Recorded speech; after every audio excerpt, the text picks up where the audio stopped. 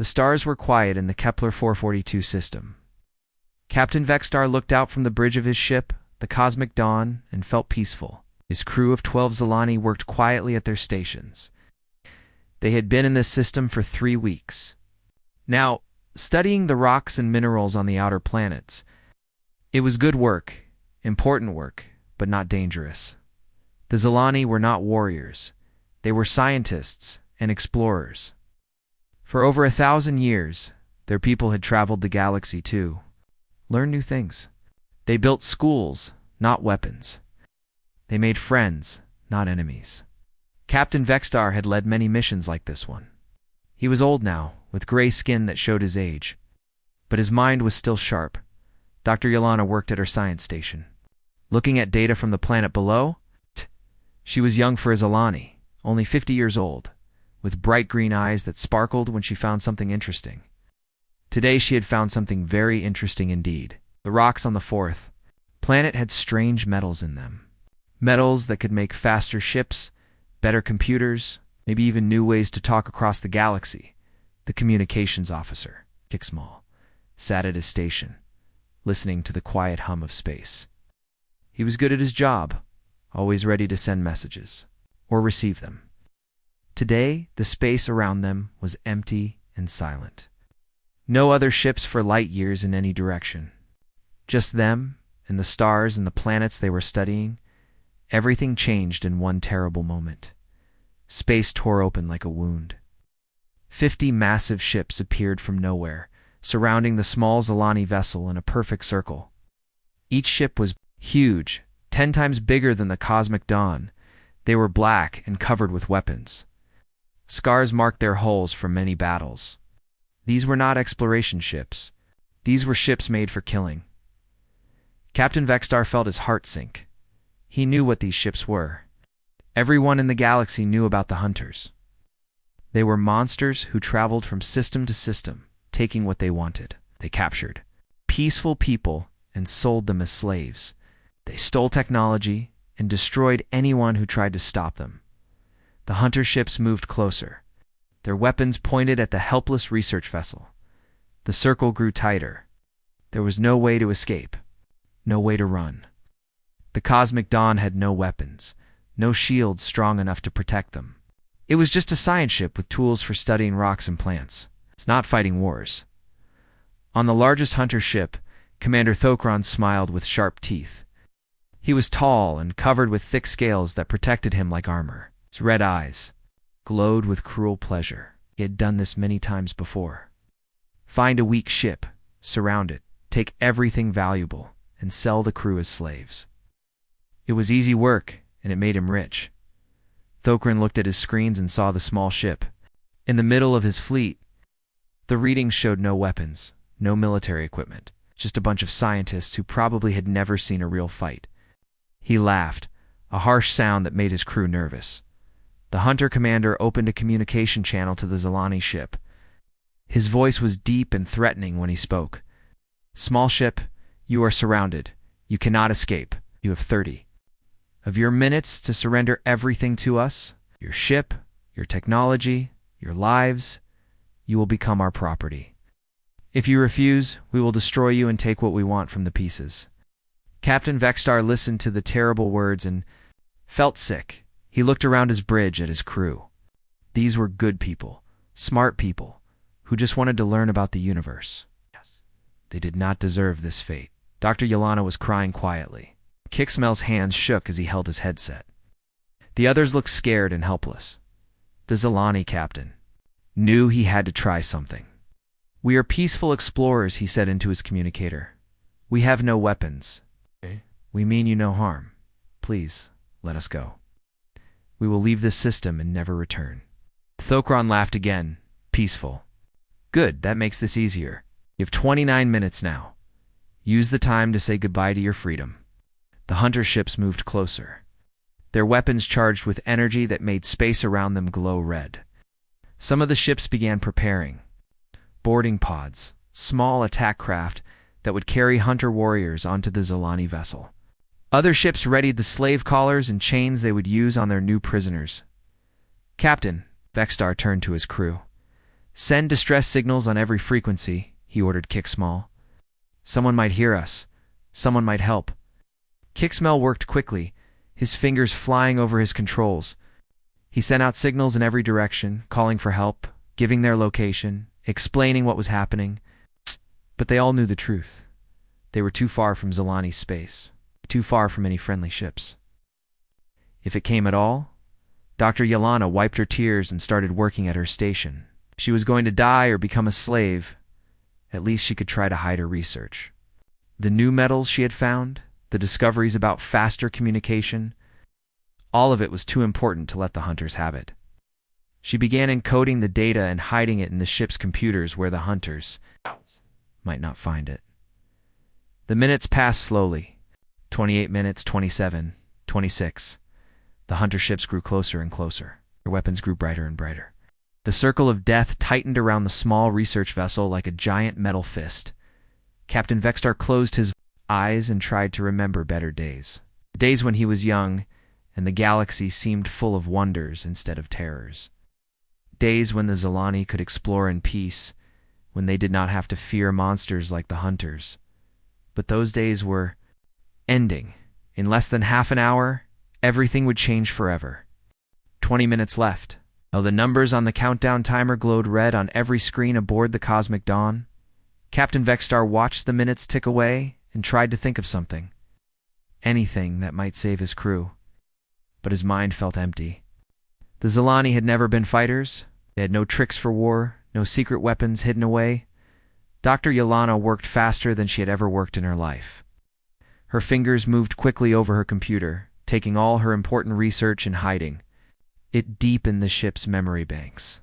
The data about the strange metals was too valuable to lose. If other Zilani scientists could find it someday, maybe her death would not be for nothing. She created fake files to confuse the hunters. She made copies of her real work and scattered them through different parts of the computer system. Encrypted everything with codes that would take years to break. Even if the hunters took the ship, they would not get her discoveries easily. At his station, Kicksmall kept sending distress signals into space. His voice was getting hoarse from repeating the same message over and over. This is the Zilani research. Vessel Cosmic Dawn. We are under attack by hunter ships in the Kepler 442 system. Any friendly vessels? Please help us. We're peaceful scientists. We have no weapons. Please, someone help us. And the signals went out in all directions, traveling at the speed of light toward distant stars. But light was slow compared to the countdown timer. Even if someone heard them right now, it would take hours or days for help to arrive. They had minutes, not days. Kak's single quotes mole tried frequencies he had never used before. Emergency channels, military bands, even experimental signals that most ships could not receive. He did not know if anyone was listening, but he had to try. Maybe somewhere out there, someone would hear them and care enough to help Commander. Thokron stood on the bridge of his flagship and watched the small ship in the center of his fleet.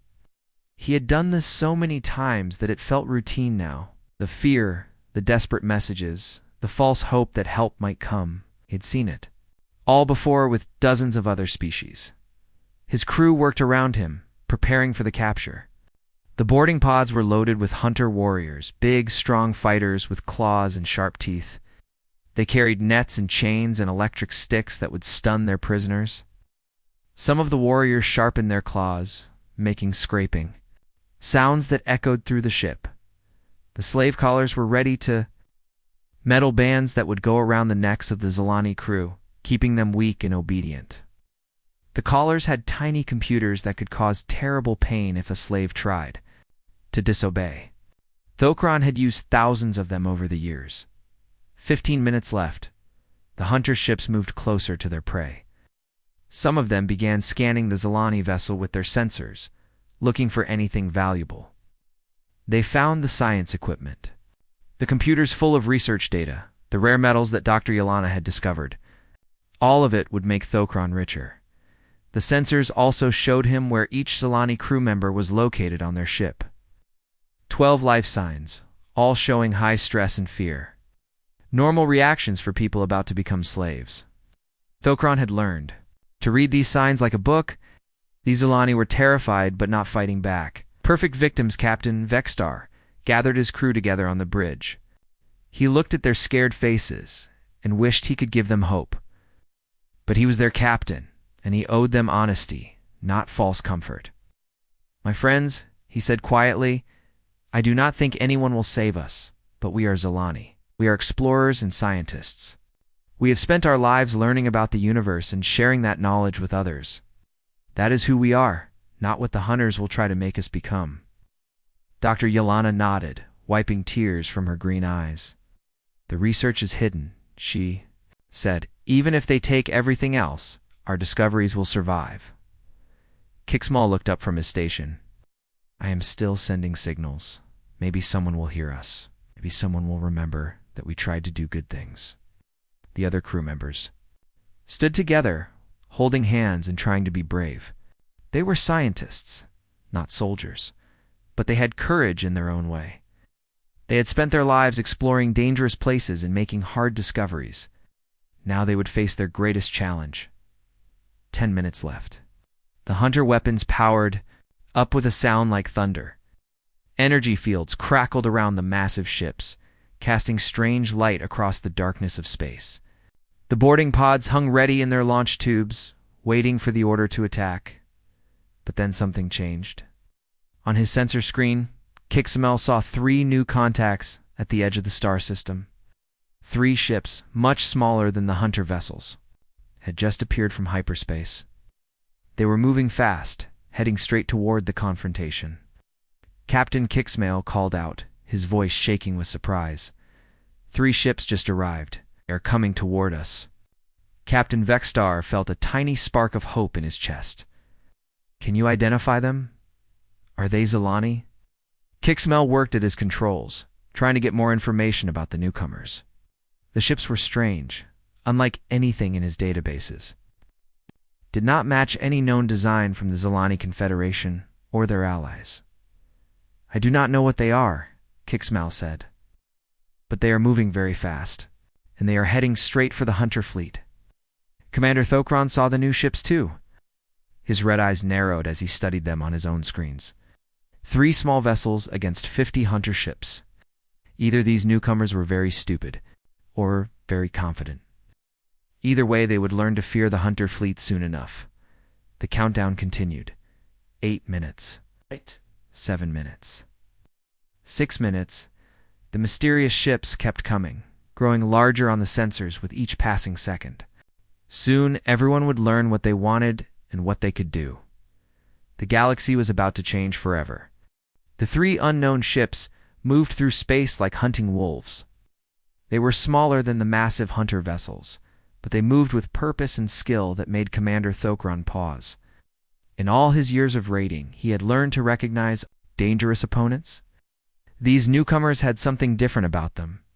Captain Jake Morrison sat in the command chair of the UES, defiant, and studied the tactical display in front of him. 50 hunter ships surrounding one small research vessel. The odds were terrible, but Jake had seen worse during the colonial wars back in human space. He had learned that sometimes the best way to win was to make the enemy think you were crazy. Enough to try anything? Jake was 42 years old with gray hair and scars on his hands from old battles. He had been fighting wars since he was 18, first on Earth and then among the colonies. Now he commanded a small patrol group exploring the outer edge of known space. They were supposed to be mapping new systems and looking for resources, not starting fights with alien pirates. Lieutenant Commander Lisa Rodriguez worked at the tactical station beside him. She was younger than Jake, only 35, but she had a mind like a computer when it came to space combat. She could look at a battle and see patterns that other people missed. Right now, she was studying the hunter formation and making calculations. 50 ships, Lisa said quietly, all of them bigger than us, but they are spread out in a circle. If we hit them right, we can make them get in each other's way. On the EU's Ranger, Captain Sam Collins checked his weapon systems. Sam was Jake's oldest friend, a tall man with steady hands and nerves that never seemed to break. They had served together for 15 years, through battles that most people would rather forget. Sam knew how Jake thought, and Jake knew he could trust Sam with his life. The third ship, U.S. Storm, was commanded by Captain Amy Foster. She was the youngest of the three captains, only 30 years old. But she was the best electronic warfare specialist in the human fleet.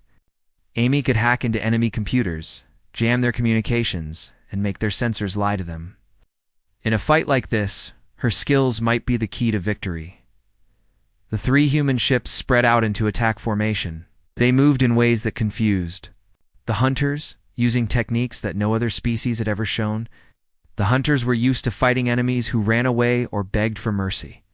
These newcomers seemed to be getting ready for a real fight. Commander Thokron opened communication channels to the three ships. Unknown vessels, you are interfering with hunter business. Leave this system now, or be destroyed. Jake Morrison's. The voice came back over the radio, calm and cold. This is Captain Morrison of the human fleet. You have 30 seconds to withdraw from this system, or we will consider you hostile. The hunter bridge fell silent for a moment. Then Thokron began to laugh, a harsh sound that echoed through his ship. Humans. I have never heard of your species. 3 small ships against 50 hunter vessels? You must be mad or stupid. Hunter captains joined the laughter over the communication channels. They had fought many species over the years, and they had always won. These humans would learn fear just like all the others. Jake looked at Lisa and saw her nod. She had finished her calculations. Pattern Delta, she said quietly. Hit them fast and make them chase us into their own crossfire. Jake opened the channel to his other 2 ships. Sam, Amy, you ready for this? It's always ready, Sam replied from the Ranger. Let's show them what humans can do, Amy added from the Storm. Commander Thokron decided to teach these humans a lesson they would never forget. He ordered 25 of his ships to break off from the circle and attack the newcomers. The rest would stay around the Zilani vessel to make sure it could not escape. The hunter ships moved toward. The humans in a formation they had used successfully for decades was designed to surround enemies quickly and destroy them with overwhelming firepower. No species had ever found a way to counter it, but humans were different. Humans had been fighting wars against each other for thousands of years. They had learned tricks and tactics that other species never imagined. Captain Morrison waited until the hunter ships were committed to their attack pattern. Then he gave the order that would change everything. All ships, weapons free. Show them what humans do to slavers. The battle began with a flash of light that lit up the entire star system. The used Defiance railguns fired at maximum range, sending metal projectiles faster than anything the hunters had ever seen. 2 hunter ships exploded before they even knew they were under attack. Sam Collins brought the Ranger around in a curve that used the system's gravity wells like a slingshot. His ship dove under the plane of battle and came up behind the hunter formation. His missiles found their targets before the hunters could turn to face him. Amy Foster's ship, Storm, seemed to disappear from hunter sensors entirely. Her electronic warfare systems jammed their communications and made their targeting computers give false readings. Hunter ships began firing at empty space, while the real targets slipped through their defenses. The hunters had expected an easy victory. Instead, they found themselves fighting an enemy that treated space combat like a deadly art form. Every human move was calculated to cause maximum damage while avoiding return fire. Captain Vexstar watched from the cosmic dawn as the impossible happened around him. 3 small ships were actually fighting 50 hunter vessels and winning. The humans moved like dancers in a deadly ballet, their ships working together with perfect coordination. Who are these humans? Dr. Yelena whispered, staring at the tactical display. Captain Vexstar did not know the answer, but he felt hope growing in his chest for the first time in hours. Maybe, just maybe, they would live to see another day. The space battle grew more fierce with each passing minute. Hunter ships that had seemed unstoppable just moments before now found themselves struggling against an enemy they did not understand. The humans fought like nothing the hunters had ever seen before. Captain Jake Morrison guided the U.S. Defiant through the chaos of battle with steady hands. His ship twisted and turned between enemy fire, always moving, never staying in one place. long enough for the hunters to target properly. The Defiant's weapons fired again and again, each shot carefully aimed to cause the most damage. 2 more hunters' ships exploded in bright flashes of light. Their hulls could not stand up to the human railgun projectiles that hit them at incredible speed. The metal slugs punched through armor that had protected the hunters in 100 other battles. Commander Thokron watched his ships die and felt something he had not experienced in years: fear. These humans were not like the peaceful species he usually attacked. They fought with skill and fury that reminded him of his own people's ancient wars. All ships focus fire on the lead human vessel, Thokron ordered.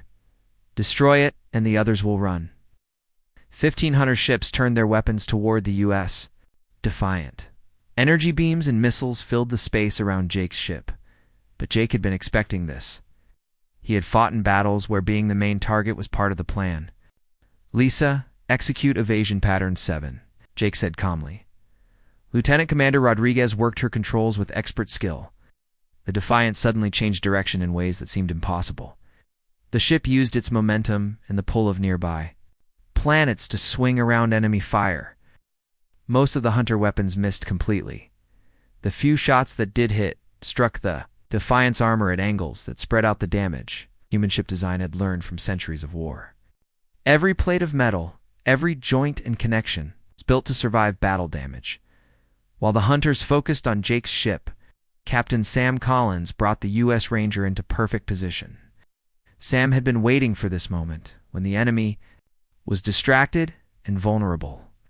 His ship's weapons locked onto 3 hunter vessels that were flying too close together. "Fire everything," Sam ordered. The Ranger's missiles struck all 3 targets at almost the same time. The explosions created a chain reaction that damaged 2 more hunter ships nearby. In one attack, Sam had reduced the enemy force by 5 vessels, Captain. Amy Foster used the confusion to bring the UES Storm closer to the main hunter formation. Her ship was almost invisible to enemy sensors now, hidden by electronic tricks that made the hunters see false images. Amy's crew worked quietly and efficiently, preparing for their most important attack. "Target the hunter command frequencies." Amy ordered her communications officer. "I want to get inside their network and make them very unhappy." The Storm's computers reached out through space and found the hunter communication system. Amy's hackers were the best in human space, trained to break into any network they encountered. The hunter systems were strong, but not designed to stop human electronic warfare. Within minutes, the Storm had access to hunter ship communications. Amy's people began sending false orders, creating confusion among the enemy fleet. Some hunter ships received orders to retreat, while others were told to attack their own allies. The hunter formation began to fall apart. Ships that should have been working together started firing in different directions. Some tried to help damaged vessels, while others abandoned their positions to chase the human ship's TOC commander. Thokron realized what was happening and tried to regain control of his fleet. All ships switched to emergency frequencies. Ignore all previous orders. Attack the humans only. But the damage was already done. Careful formation that had trapped the Zilani vessel was broken. Hunter ships were scattered across the star system, confused and angry. Some had taken damage from their own allies' weapons. Jake Morrison saw the opening he had been waiting for. The hunter ships were no longer working as a team. Now they were just individual targets that could be picked off one by one. "All human ships, switch to hunting pattern," Jake ordered. "Sam, take the left flank. Amy, come around behind them. Let's finish this." The 3 human ships moved like a pack of wolves attacking a herd of prey animals. They coordinated their attacks perfectly, each captain knowing exactly what the others would do. Years of fighting together had made them into a single weapon with 3 parts. Captain Vexstar and his crew watched from the cosmic dawn as the battle continued around them. The Zilani had never seen anything like this before. The humans fought with a combination of technology and tactics that seemed almost magical. How were they doing this? Dr. Yelana asked in wonder. 3 ships against so many? Kixmal listened to the radio chatter between the human ships. Even though he could not understand all their words, he could hear the calm confidence in their voices. These were people who had been in many battles and won them all. "They are not afraid," Kixmal said quietly. "The hunters expect their enemies to be afraid, but these humans are not afraid at all." Or hunter ships exploded or drifted away with their engines dead. The survivors began to move away from the battle, looking for escape routes. For the first time in generations, a hunter fleet was being defeated in open combat.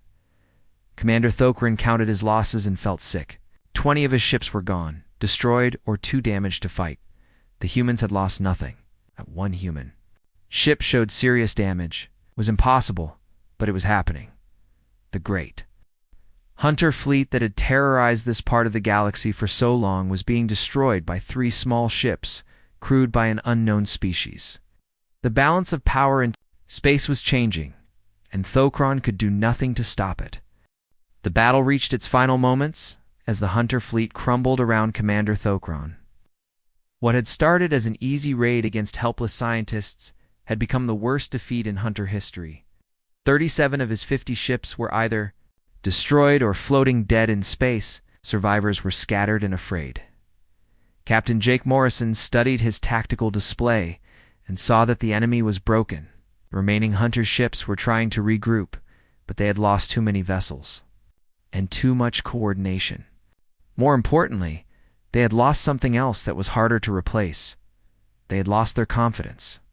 "Sam, Amy, form up on me," Jake ordered over the radio. "Let's end this."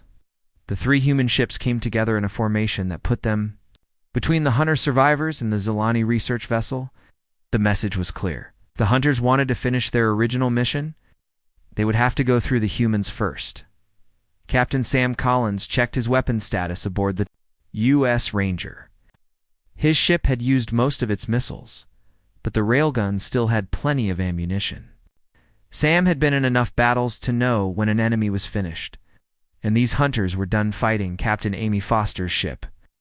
The U-Storm continued to jam hunter communications and sensors.